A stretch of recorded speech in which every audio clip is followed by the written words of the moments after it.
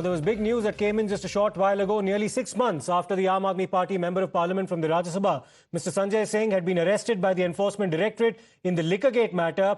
The Supreme Court today has granted him bail in that particular case. The Aam Aadmi Party MP was arrested in the month of October following searches at his residence on the 4th of October 2023 and then was subsequently lodged in Tihar jail since the 13th of October.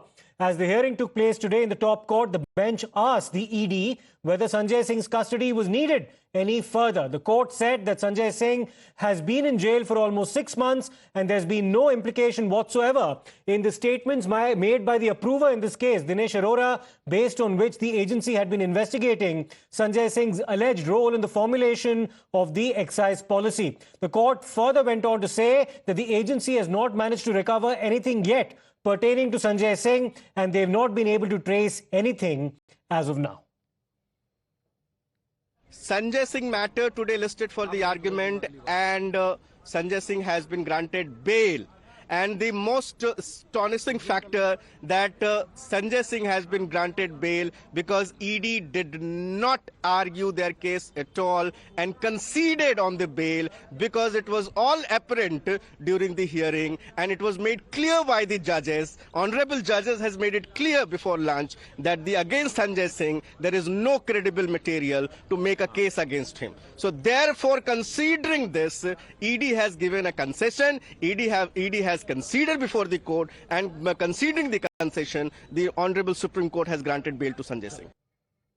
Well, let me go across to Bhavtosh, who's been keeping a very close eye on developments. Bhavtosh, isn't this a serious setback to the Enforcement Directorate in this particular matter? Because the Supreme Court appears to have decided the bail of Sanjay Singh based on merits, because it's invoked section 45 of the PMLA. It's also told the ASG that at this juncture, in this particular case, there's nothing that's been traced to Sanjay Singh in the matter, nothing by way of implication made in at least 10 statements on the part of the approver, Dinesh Arora.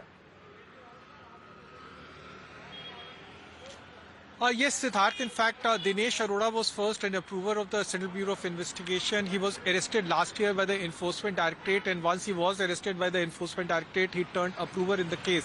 The court gave a pardon to not only Dinesh Arora but also Raghav Mugunta on 3rd of October, and then on 4th of October, early morning of 4th of October, in a very dramatic developments and dramatic turn of events, the Enforcement Directorate went to the residence of Sanjay Singh in North Avenue, arrested him, served him summons, and then called him a kingpin and a key conspirator as far as the alleged liquor policy is concerned.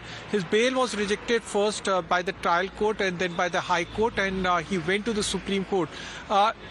In a very surprise development, the Additional Solicitor General was asked that by 2 p.m. he should come and tell them whether they are opposing the bail.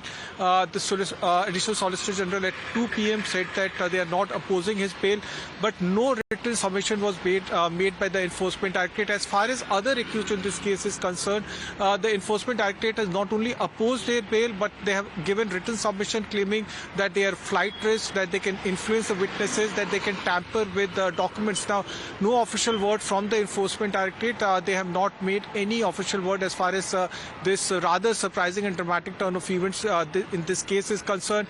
24 hours back, they had, in fact, in case of Arvind Kejriwal, they had said that he was evasive, he was not helping them in investigation. But also, Siddharth, remember, yesterday also, in a very dramatic turn of events, they had also surrendered his custody. They could have asked for 4 days or 5 days of custody, but they did not do so. They sent him to judicial custody and told the court at a right and appropriate point of time they will seek his further custody.